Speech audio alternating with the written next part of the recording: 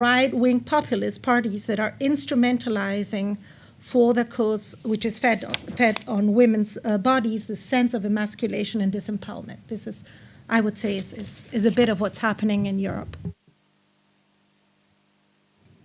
So I want to actually build a little bit on that, and I'm not sure whether this goes to Mairead or Joey, but we've seen how referenda have been manipulated very much in the use of gender ideology being connected to Chavismo in Colombia, and how that process sometimes can lend itself to majoritarian impulses that are not pro sexual and reproductive rights or abortion. So I was wondering if you could fill us in a little bit on Ireland and how those forces were overcome and it became so successful. I guess I can talk a little bit about the process in Ireland. So yes, I do, referenda processes can be very problematic, especially in the realm of rights and having the majority vote on human rights, on basic rights. But I think Ireland overcame that in a very creative way. And I think for the liberalization of abortion laws, for the repeal of the Eighth Amendment's ban on abortion, the process really mattered. And so the process was key to the liberalization, and that's been argued by many of the politicians that I've spoken with members of the Citizens Assembly, and with activists on both sides of the issue argue that, the Citizens Assembly process was necessary for the liberalization. And so I want to clarify what the Citizens Assembly process was. So the government proposed and the Parliament enacted a Citizens Assembly populated with 99 randomly selected citizens. And that was chaired by an extremely competent and extremely renowned Supreme Court Justice, Mary Lawfare. They then put together a report on recommendations for the future of abortion rights in Ireland. That report then went to a special committee in Parliament that was representative of most of the major parties in Ireland, that then brought in more experts and debated this report. And then the recommendation went to a referendum. So it was a very deliberative process. It was a very well thought out, well crafted process. And it was a very inclusive process. And so I think this process provided the social legitimacy and the political will that was necessary for this transformation in abortion rights. And it certainly provided the information, expert testimony, and really started a conversation that had been kind of in the back burner in Ireland, in the media and in the households, that was necessary. So too, it showed that the process, or at least created the perception that the process was citizen-led as opposed to politician-led, or if we go back to the previous panel, court-led. And I think this was a way for the Irish citizenry to kind of drag reluctant politicians towards where society had already been for quite some time. And so if you talk to many activists, many politicians, and many regular citizens, before the Citizens Assembly, no one expected that abortion would be legalized up to 12 weeks. That was kind of unthinkable. And the fact that the Citizens Assembly did come back with that recommendation really transformed the dialogue around abortion rights and around liberalization of those laws. And so if we go to the theme of the center, it was really social transformation, dragging law to where the people already were. And you see that in the discourse around the referendum. And so for the Irish case, the reason it was so successful, and they're still working out the details of the law, but the reason why we've seen more success than maybe was anticipated was because of this deliberative, very dialogical process that brought together citizens, politicians, judges together in a national conversation, and as you were saying, a democratic conversation about rights and about the future of abortion in Ireland. Thanks. Yeah. That was very helpful.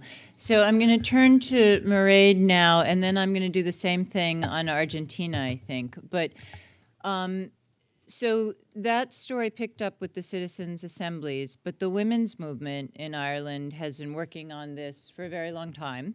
and the sort of nitty-gritty of how you move from the fringes of political debate and deliberation to being a socially transformative issue is a fascinating thing to try to understand. Yeah. Am I close enough to a microphone? I'm not sure. Do I just pick? All right. Am I close enough to a microphone? Yeah. No. No. Okay. I'll just take it. Okay. So there is, I guess you could say there are two interlocking stories about what happened in Ireland. So one is the institutional story that probably starts with the ABC judgment, the European Court of Human Rights, which then leads to the Protection of Life During Pregnancy Act, which is our current law. And then at the moment that the government is deliberating the Protection of Life During Pregnancy Act, which would only have solidified and implemented our constitutional status quo, it wasn't going to liberalise the law. Two things happened. One was that a group called Termination for Medical Reasons Ireland, who were parents who had lost babies to fatal fetal abnormality, 5 of those women gave very prominent media interviews, newspapers, television and so on. And some of you might remember that a few years previously there was a case called D and Ireland, also at the European Court of Human Rights, where the Irish government had successfully argued that they could legislate for fatal fetal abnormalities within the constitutional framework, but never did so. And so these parents were really important advocates because they were able to link the abortion issue to ideas of motherhood, parenthood, and also grief, funeral having and so on, because they had to go abroad to terminate pregnancies, and so they were denied the usual Catholic mourning rituals, which are still really important in a secular country. The other thing that happened in 2012, late 2012, as we were moving towards the Protection of Life During Pregnancy Act, was the death of Savita Halappanavar. Again, not an abortion case, strictly speaking, a case of an inevitable miscarriage, which was not managed properly because her doctors believed, and we can talk about the innocence of doctors at some point, that they were required to withhold treatment for as long as there was a fetal heartbeat. And so you had these two really important public interventions, and they could have completely shaped and contained the women's movement, actually. We could have had a movement that was just asking for better life-preserving abortion care and provision for fatal fetal anomaly. But there was something about the reinvigoration of the abortion rights movement after those two events, but particularly the death of Savita Halappanavar, where you had this very creative feminist movement which decided this wasn't going to be a campaign about grief. So you had this outpouring of narrative in the years 2013 to 2016, often by very prominent mainstream women, newspaper journalists, TV presenters, radio presenters, comedians, like telling ordinary abortion stories about journeys to England and the Netherlands and so on. And I don't think, when you look if you look through some of the parliamentary debates, you can start to see a certain mainstreaming of feminist language. But I think the reason you have two parallel stories of law reform is that politicians were very insistent on making sure that there was a normal, rational, masculine, institutional story to be told about law reform. One of the functions I thought of the Citizens' Assembly was to say, look, we are reasoning in public. These women are shouting in the streets, but we are going to do reason here now. And we're going to have a judge, because what could be more reasonable than a judge? And we're going to have evidence from both sides, which meant hearing an awful lot of very strange stuff in this public forum. And then, now that the Citizens' Assembly has recommended something we weren't expecting, we're going to put it through another parliamentary process so it can be cleansed of all of this kind of weird uprising. So I think that's one thing, was that the women's movement was crucial. I think another thing, just to go back to one of Ruth's points about nostalgia, I think certainly we did have a strong and very well-funded Catholic right movement and an uncompromising movement. I think if they had caved a little earlier and said, OK, we're going to go for hardline but compromise legislation that deals with rape, fatal fetal abnormality and so on, I think they would have won. I think if they had caved early, we would have really rubbish legislation. But they could not rely on nostalgia because, of course, we've been going through, I wouldn't say a transitional justice process, but a process of excavating many historical injustices, a lot to do with women, Magdalene laundries, symphysiotomy, the mother and baby homes stuff which is going on now. We have the Pope visiting, so everyone is very keen to protest that stuff for the Pope. And so there was no harking back, actually, to a glory day of Irish national motherhood, because we were all very aware of what that looked like. So I think Certainly by the time we got to the referendum, and this is my final point, but I think it's interesting, referendums in Ireland, as in many countries, they're always inherently nationalist projects. They are clashes of alternate nationalisms. And we had to put forward a positive story about the new Ireland, right? This is such nonsense in some ways, like when you look at our homelessness and poverty levels, but the new caring, compassionate Ireland, do you remember the gay marriage referendum? How cool was that? It was so colourful. We're so progressive. It was this positive story about a caring country that wasn't going to go back to this older way of regulating reproduction. And I think that meant certain sacrifices and compromises for the women's movement. So we are very lucky in Ireland to have a very trans-positive, anti-racist feminist movement. But if you look, for example, at many of the publication materials that were produced for the final stage of the referendum campaign, which was pitched at an imagined middle ground, these are very white materials. They're very much driven by medics rather than by women's rights activists. Certain voices which have been very prominent in the preceding 35 years were kind of withdrawn from the public sphere for the period of the official referendum campaign. And now as we go into legislation, though of course the 8th Amendment is still in the Constitution because we have some cases, electoral cases happening in the background, we are going to have to come to terms with that because now we have to come back to the messy reality of regulating abortion, and that involves dealing with marginalised women and marginalised communities, and it also will involve taking a good hard look at our medics who, it was great they came on board and were persuaded to come on board and could become the expert face of law reform.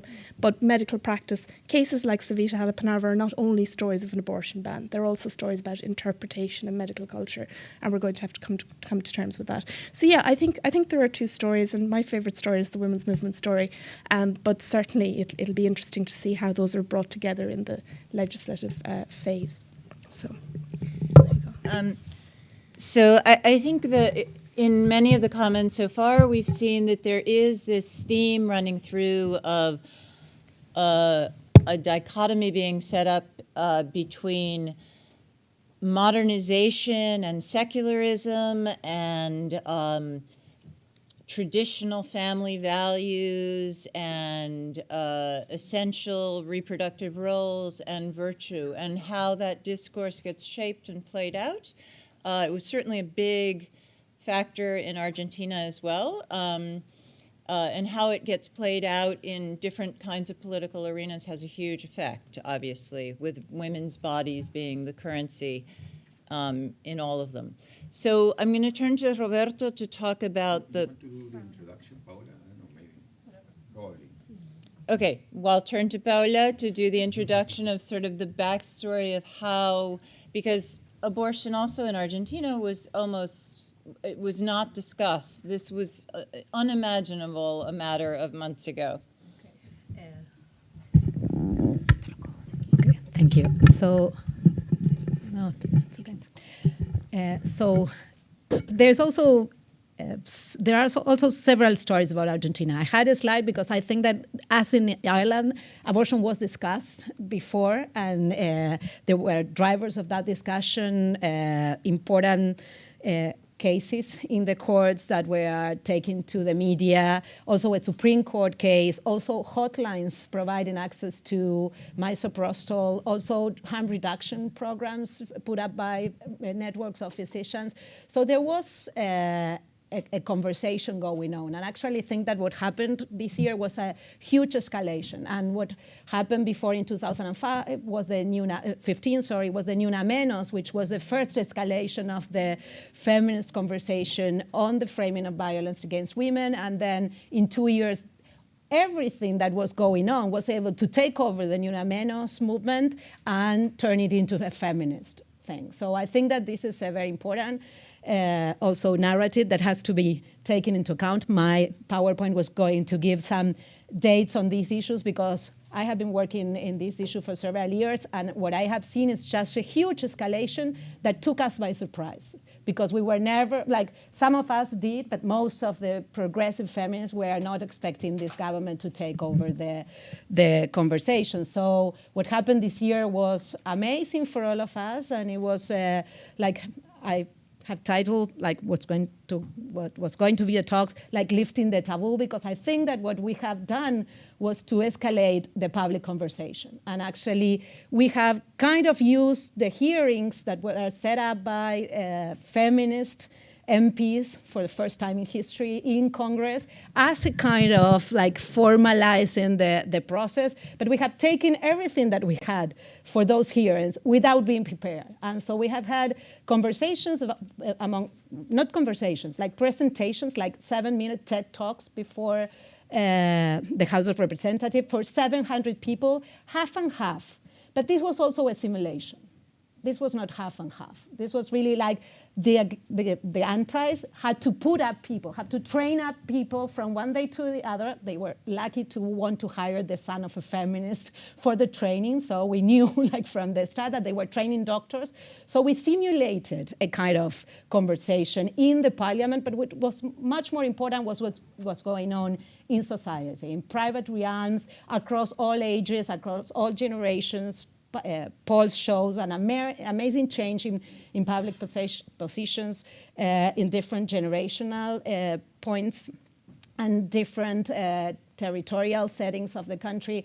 So what we really had was like the lifting of the taboo and the starting of a very sudden and unexpected huge conversation, which was also put forward to hit on other things, a recession, like several other economic crises, a devaluation that was so well, like matched with the timing of the whole thing that the peso was devaluated the morning the House of Representatives approved the bill. Like, and the people at the central bank were replaced that day, while we all knew that they were going to be replaced. So there was something that was used by all of us in different senses. And I think that that is also part of what happened. And this conversation was framed as a simulation of something that was a debate, but it wasn't a debate, actually.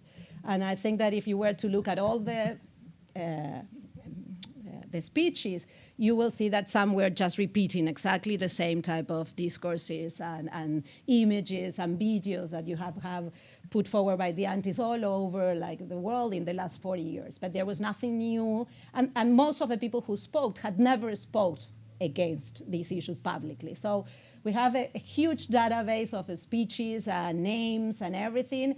And we accepted the show, but it was really a show, what happened. But what was more important was what happened outside Congress, I think. And also that we have the videos to teach many things. And I think that in terms of legal education, this was a big, big class on legal education and how democratic argument and legal argument works, how constitutional arguments work, how legal feminist arguments work, many other pedagogical things that were put in forward, but this was not a deliberation at all.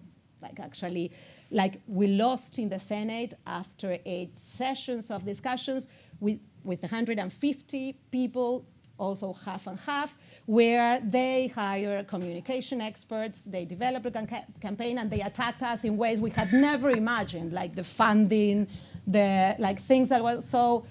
That part, which was more deliberative, was actually managed by them because we were never prepared to deliberate, and we were taken by surprise too, once again.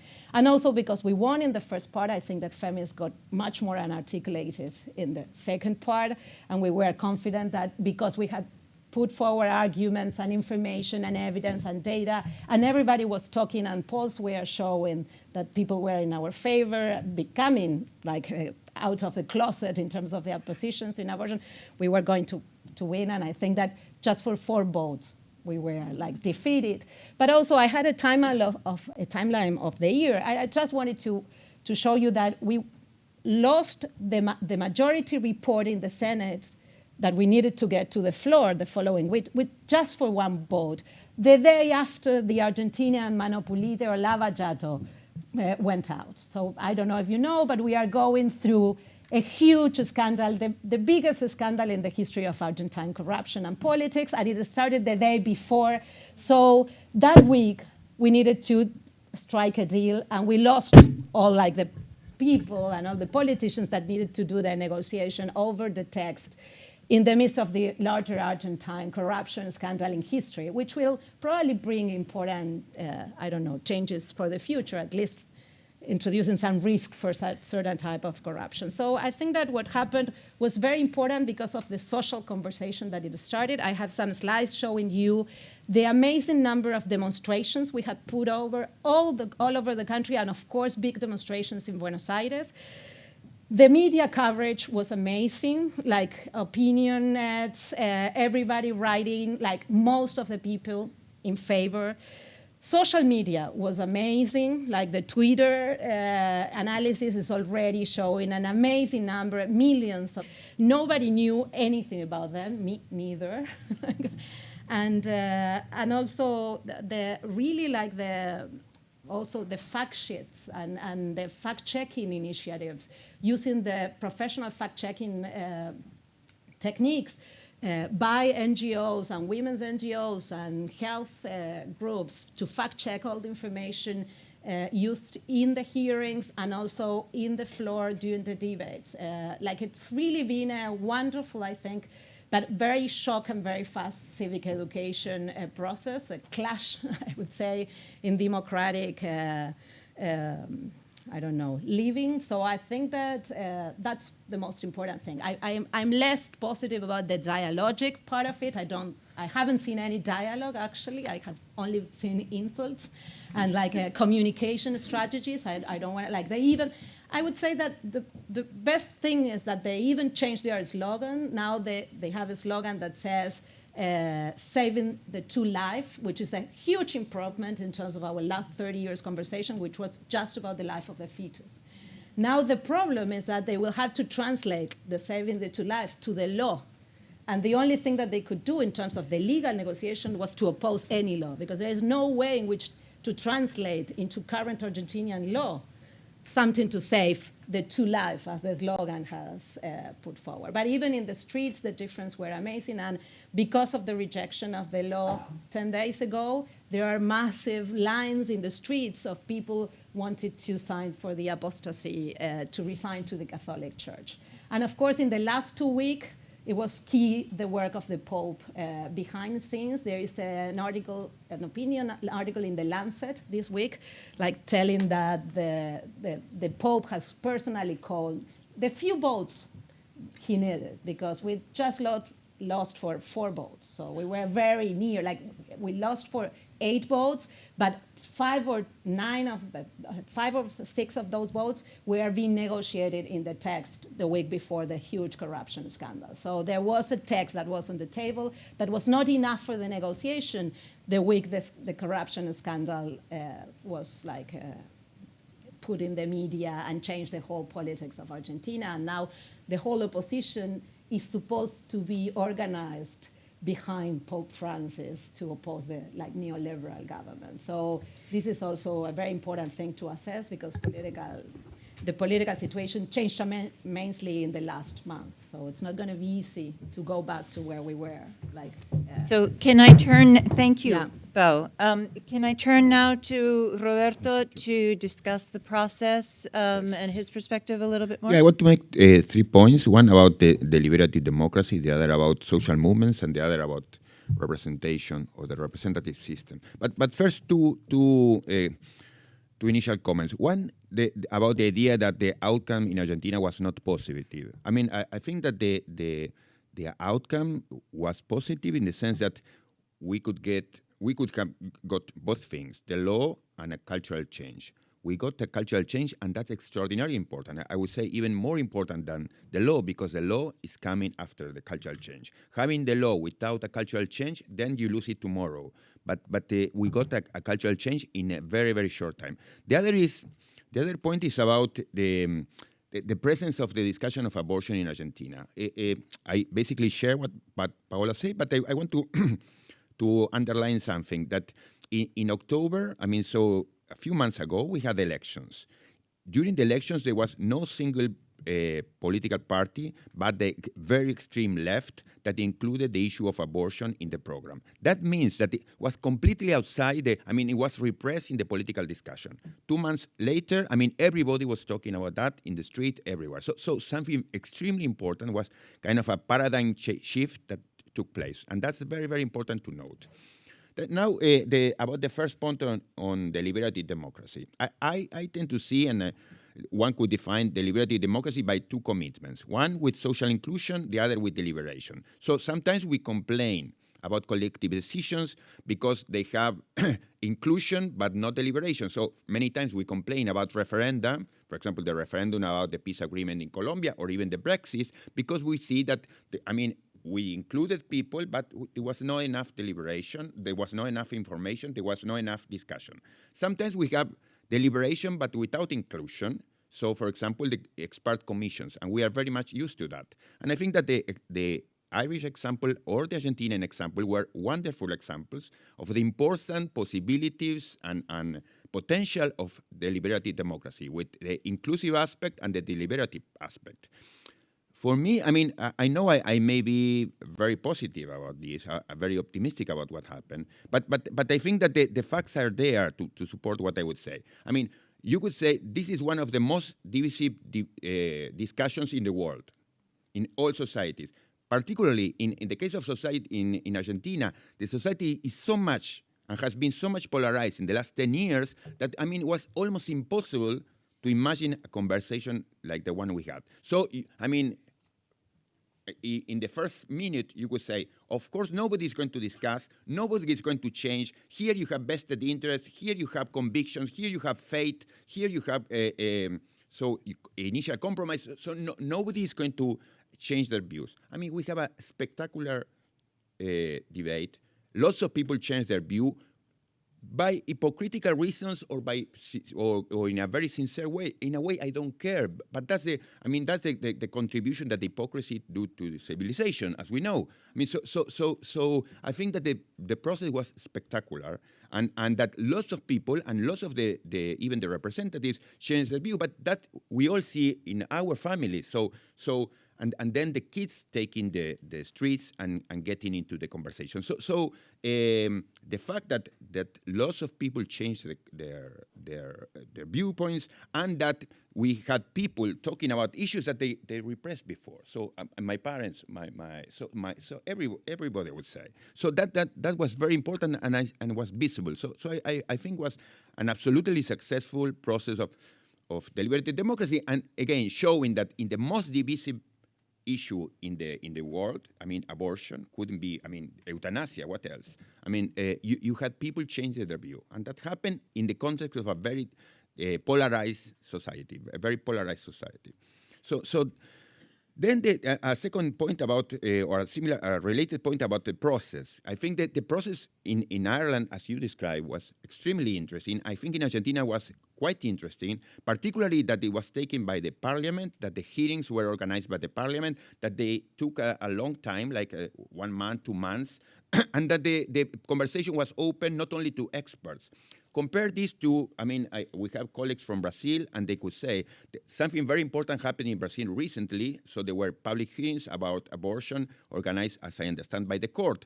This was, as much as I know, a 2 days process, or a very short process, basically related to the opinions of experts. So just to say, it's important how you build up the process. And I think that in Ireland was particularly interesting, in Argentina was attractive, I think was important. And this could be done better or worse. And I think what we did was interesting in terms of procedure. Could have been better, but was good. Second point about social movements. There is something that we social scientists need to learn about what happened. So of course that the grassroots movements and the women movement, contributed incredibly to this discussion, and I want to, again, to underline that. People like Paola and many of our friends were so much involved in this, and they did something that in a way was heroic, that again, in the context of a very polarized society, they managed to build a transversal coalition. So it was spectacular to see, I would say, for the first time in the last 20 years in Argentina, that people from the extreme left and people from the right-wing government were getting together to work for a law. That was something to learn, and that was done by the women's movement that work in a very, very interesting way in this transversal way. But we also need to learn something, which is that there are kind of issues that take presence in a very peculiar way. So I'm thinking particularly about the participation of adolescents and kids in this conversation. So the fact that they took the streets and they took the thing personally, that for me is the basis of the social change. And that's something that is difficult for me to relate to a social movement. So sometimes they say, well, the law is shaped by social movements and the activity of grassroots organizations. This was one day from the other. So there is something new. Mindy, you were saying yesterday, you were telling me, maybe something similar in the States with the kids raising up against the guns move. So there is something there. So we need to think about these kind of things. So it's not easy to relate to a social movement. There is something, so I would say it's like setting fire. So there are issues that set fire. So it's not social movement.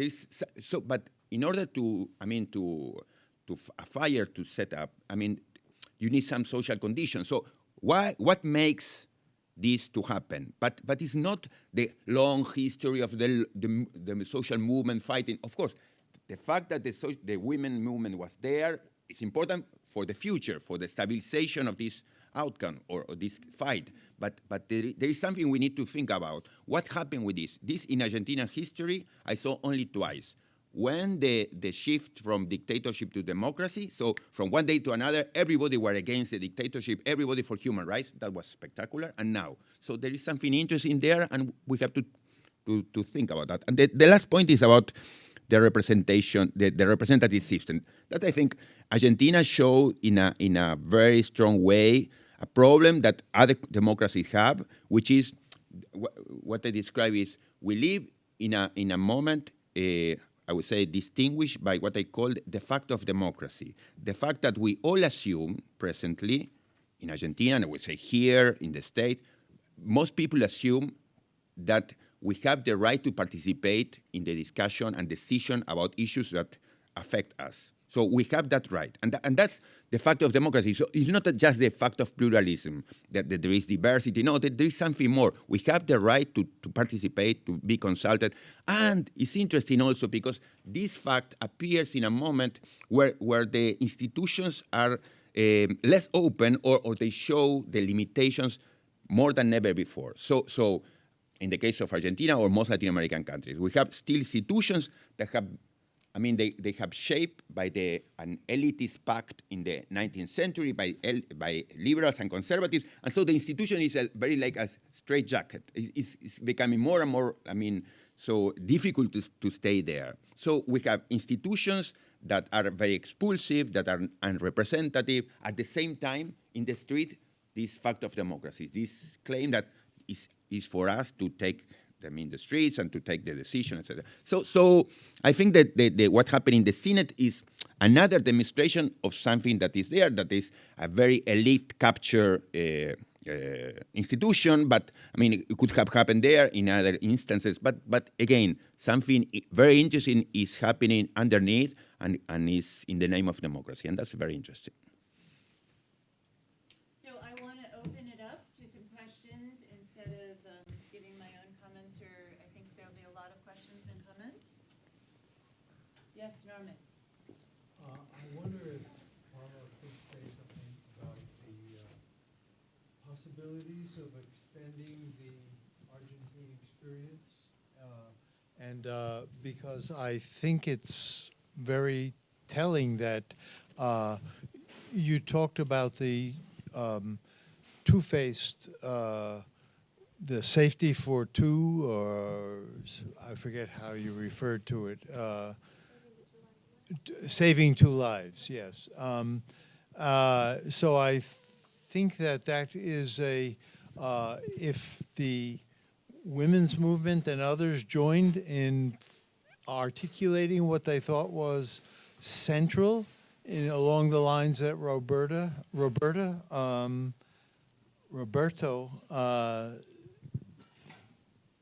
thank you,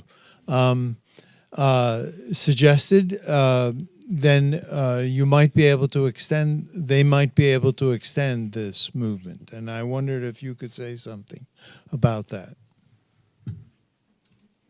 Thank you. We had a project, a Lawfare in Latin American project, where we we studied the different countries and the situation. And in Argentina, we were always like in a more like celebratory context than in the other countries where the gender ideology, many of the things that Ruth mentioned were in Europe, had already arrived in the context of these other countries. So this was something, the departing point from which we started this year was different in that sense. Also the Ni Una Menos movement put people in the streets and women in the streets in numbers that were not observed in other countries. But we have already seen that there is an impact of what had happened in Argentina in the rest of the region. So I would say that what you see in the rest of the region is what Roberto was mentioning last, which is a present of the generational shift. And the ones that are going to the streets in Chile, in Colombia, maybe in other places, are the younger people. In Argentina, we also had this longer building process that it was not as majoritarian as it is this year. That's why it escalated in ways that we couldn't imagine. But it was paved out through the years. It was not as gradually escalated as in Ireland, but I think that we had something that was different than what was going on. And this pop up in our research. I was never interested in studying the antis because I thought that in Argentina they were already reduced and they escalated this year. But in the other countries, the antis were more organized, etc. And I would say that what explains this difference, or my hypothesis, is that we have worked with the middle classes. So there were women of the middle classes that had already been becoming feminists or going to the streets, and the Ni Una Menos demonstrations in 2015 shows this. So the violence against women agenda had already started something that was bigger than in the other countries. It came later than in other countries to Argentina, but when it came, it also ended coming to the streets. And we also imported the Spanish strategy of counting the death of the women, and all these things were very important in the media. And we saw the same that Mayra told about Ireland, like very important women of the media world suddenly articulated with the tweets the Ni Una Menos movement. So I tend to think that though this could spread, the social basis of these other countries, and also the political context of the internal fights, the conflict, the peace process in Colombia, and other conservative backlashes in politics in other countries, may have different histories in these countries. But of course, the generational impact is there, and that's something that has been already shown.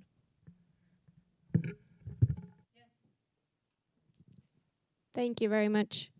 My question is also for Paula and Roberto, maybe especially for Paula, because you mentioned in your talk that there were many things and people took to the streets and people got engaged and talked about these issues, this issue that they hadn't talked about before.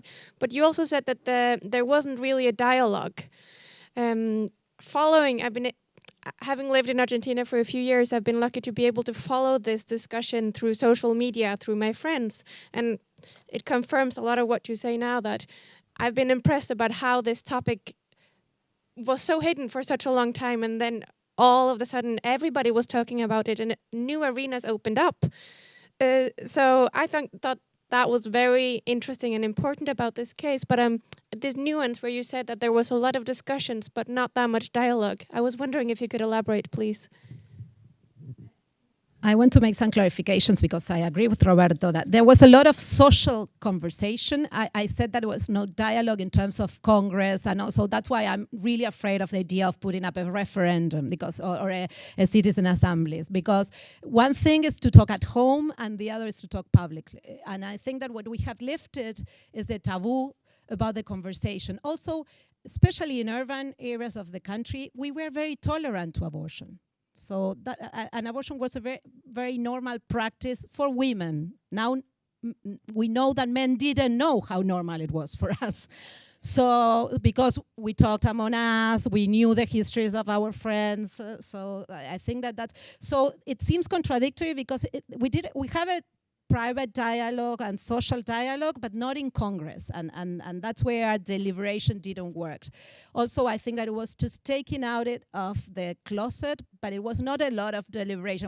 We knew that people was tolerant and could articulate their tolerance now in a conversation. But it was like people say, okay, I was in favor, I never reported a woman. Now I can say I'm in favor of abortion. That doesn't mean a conversation. I've seen people shifting, like from not having a position, a public position, not at home, not in public, to having a position in favor.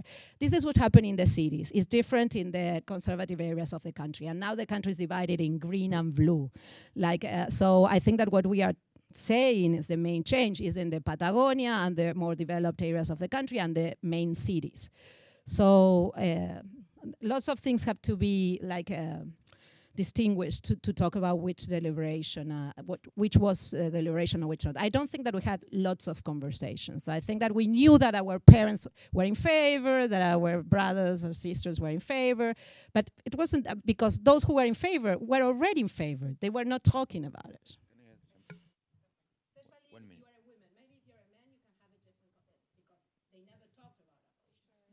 No, but one minute. No, one good example is the former president of Argentina. She, during, 5-10 years, she denied the question. She denied the possibility of opening a discussion about that. Then she voted in favor. So if that's not a very important public change, and again, I don't care whether she did it for opportunistic reason or by hypocrisy. I don't care. That's fine. That's totally fine. And it's not bad because she voted in the way I like, but because she said things change, we have to change. Well, that's totally perfect. The other is that we also learn that the issue of abortion, even being the issue of abortion, is not yes or no. And lots of people start recognizing that there were things that could be changed. And so that's also extraordinary. Even the most radical right-wing people at the Senate, where we found the most radical extreme right-wing, they openly say, I have the image of this woman, Elias from Tucumán, which was in a way disgusting, if I can say. But she say, so she was saying horrible things against abortion, but she said, but of course, women shouldn't be penalized. Of course, they have to have a sexual education. That's a miracle. That's a miracle. So first, that is not a yes or no question, that people like her learn that the issue could be, slightly modified, and that's super important. So that's also a process of learning, and that's also a merit of deliberation. So I just want to add 2 cents because I testified in the Chamber of Deputies. I think it wasn't a conversation like we would have wanted it to be a conversation in terms of responding to arguments in reasoned ways, but I think it would be a mistake to say that there's an on-off, as Roberto said. I think that developing deliberative democracy requires a lot of capacity building and social practices, and also within the way children are raised and educated and critical thinking. So in my opinion, there was some, people asked me questions, I responded, there was some kind of interaction that then showed up later, even in the Senate, which I watched. It was live streamed all until the very end. You see a senator from Cajamarca talking about Robert Alexi. I'm like, something did happen that was quite miraculous. One more question before or not? They're being very strict. So I can say one thing. So what's coming next is lunch. So those who are super hungry can already start going up to the 5th floor because there's going to be a long line. And then we can continue for a few more minutes. Yeah. And then we can make good use of the time. And there is an hour for lunch. So it's not as if it's super rushed. So those who are just feeling that the trade-off between lunch and talk is now in favor of lunch and start. And then we can take maybe 10 minutes.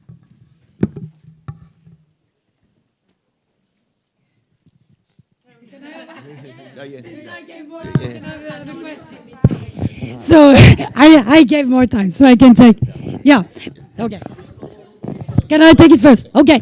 So one thing that I was very interested in is Paula said that in Argentina suddenly the people who wanted to be more, you're saying that it wasn't coincidental when we were talking that the corruption campaign came at that particular time. That was carefully timed, and that was carefully timed by the opposition, and that shows that there are different arenas where this is being fought at the same time. And one thing that was really striking to me following the campaign in Ireland was the use of a totally different arena, a lot, which was the arts. And I wanted you to say a little bit more about that, because I thought that was fascinating, the way that art in different ways was being used in the campaign, and how that also influences the dynamics.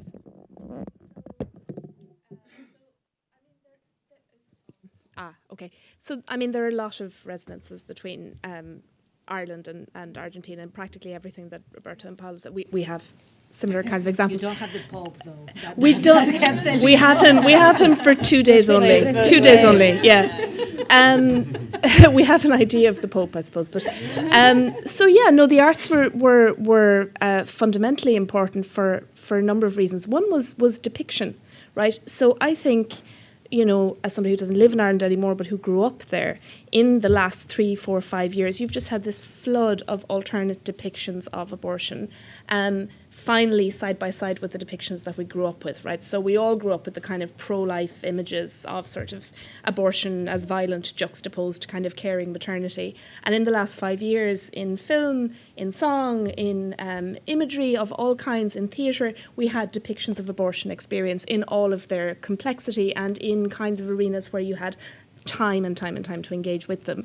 You also had a lot of street art, and you had a lot of street art for two reasons: for contestation, critique of the law in very kind of sharp, fundamental terms, but also information sharing, right? So we had a lot of art, the purpose of which was to do two things. One, to share information about how you could get an illegal abortion, so we've had the same experience with Mifprist, Misoprostol and so on. And two, as a display of solidarity, right? So we had, much like you have the green scarves in Argentina, we had a range of things in Ireland, one of which was kind of the black jumper, so the badge I'm wearing, which has a weird story, is Karl Marx in a black repeal jumper. The repeal jumper, literally you could walk down the street and you could see other people who were manifesting the fact that they agreed with you and that we were all pushing for. So art and kind of, there was a kind of a material engagement with law that I don't think we'd seen before in quite the same way. And there was a huge diversity of material engagement. So things, and on social media, a lot of that was really effective. So there is, for example, an Irish author called Sarah Griffin, who wrote a poem called We Face This Land, which was then made into a video, which is beautiful, and which was shared, and is capable of kind of, I think, making a connection between law and emotion that perhaps is more difficult to make in parliamentary contexts as smoothly, as quickly, as effectively. So, I think that you had. So, for example, there was an artist campaign to repeal the 8th, and in the lead up to the abortion referendum, they went to one of the schools of art in Limerick, which is housed in a former Magdalen laundry, and they held this pro-choice parade with all kinds of feminist iconography down the streets that the women who were in the laundries would have, because they were incarcerated, were prohibited to walk upon, right? So you had all of this kind of symbolic action, which was particularly resonant because it was, we are in what's called our decade of centenaries since the 1916 Rising and so on. So you had all of these opportunities. And what was most wonderful was the Arts Council had loads of money for artists to engage in provocative reflection on the state's pasts and futures. So you had feminist artists taking money to make art about how the government had rubbish abortion law and should and should change it. So I think what was interesting about repeal, and particularly Together for Yes, the formal final instantiation of the campaign in the final months, and I found it incredibly frustrating, was it was not a lawyer's campaign. There was a very deliberate decision that we were not going to engage in any kind of technocratic legal discussion, and so all the same. And so we ended up kind of doing an awful lot of myth busting, which is a head wreck, right, if you're doing it every single day. But what was happening was an alternative modes of engagement with legal discourse were being formed, right? So somebody wearing a jumper that says repeal, they don't necessarily have to have an intricate knowledge of constitutional law. They know what their demand is, and they have an effective way of manifesting it. And so I think there was a democratization of legal discourse, and certainly, as Paula said, at the same time, a process of public legal education that was all the more effective because there were so many more languages to speak about law in. So I think there was an opening up, and I don't think you can put that back in its box. I think that was really powerful and important, and one of the indirect effects of the campaign. Yeah. So. So nobody has gotten up to get lunch. Yes, another question. Yeah, my name is Mette Løkland. I'm a gynecologist, head of the medical or the abortion registry, and also feminist activist. This is for Ireland, because I'm wondering now, when you do you have an idea about how liberal the law will be, and the effect conscientious objection will have on the law? I was just contacted by the head of the gynae